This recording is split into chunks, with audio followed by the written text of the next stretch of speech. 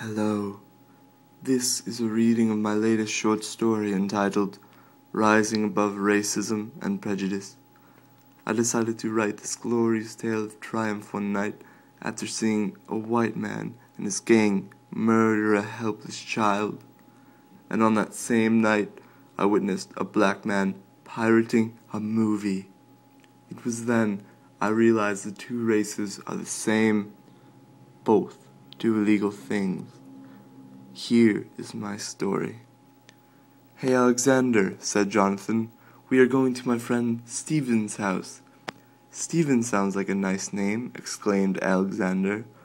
They drove over to Stephen's house in the pouring rain. Alexander wondered why the rain was pouring so hard. It was then he realized something important would happen that night. It was raining too hard for something not to happen. "We're here, Alexander," said Jonathan. They rang the doorbell.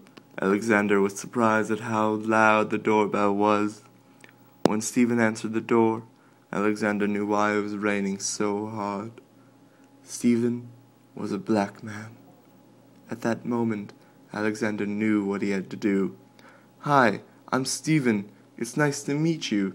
Stephen extended his arm for a handshake. Alexander looked straight into Stephen's eyes and asked, "How are you, nigga?" Stephen looked extremely upset and shouted at Alexander, "What did you just say to me?" Jonathan looked very surprised and also scared. Alexander, still staring deeply into Stephen's eyes, said, "Listen here, Stephen. I'm using that word to mean friend, and that's what I now consider you. A friend." Stephen lost all expression in his face.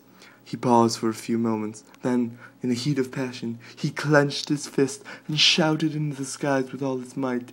He then looked at Alexander, put his hand on his shoulder, smiling with a single tear rolling down his cheek, and said, "My nigga." Finn.